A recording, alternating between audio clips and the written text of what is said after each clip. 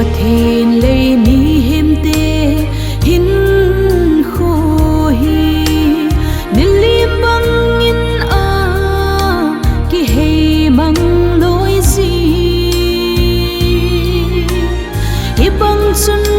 ka chun ngai amol le ta nasim pa thu te lung a hi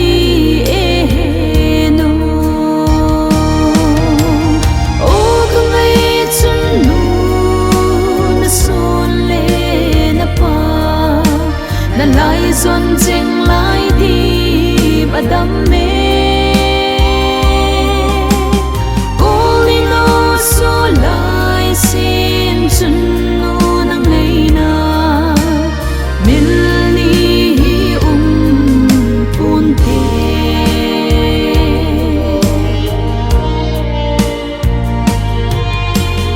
o pathen ka chun no ngai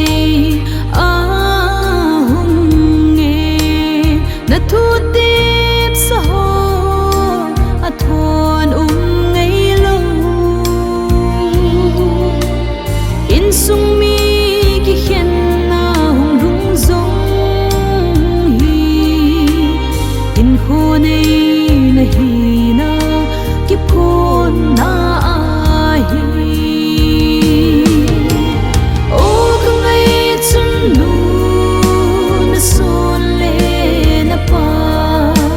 na lai son cheng lai di badam me olino so lai sin chun no nang nei na mil ni pun te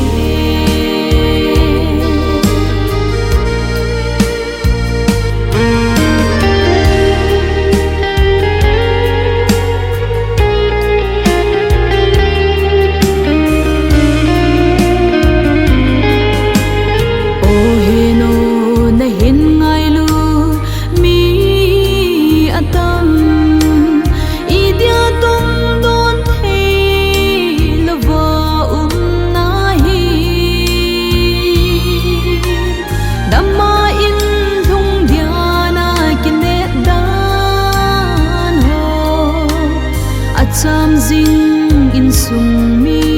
te ho lung la ya o ka ngai chun nu na son le na pa na lai son cheng lai di badam me olino so lai sin chun nu nang nei na mil ni pun te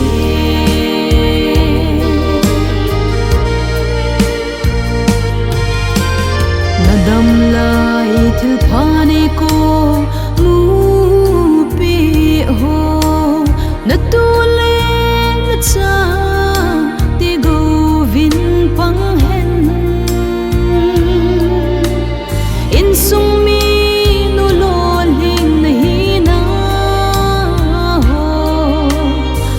hinga na tau na mo in pun te o ka ngai chun nu na son le na pa na lai son cheng lai di badam me olino so lai sin chun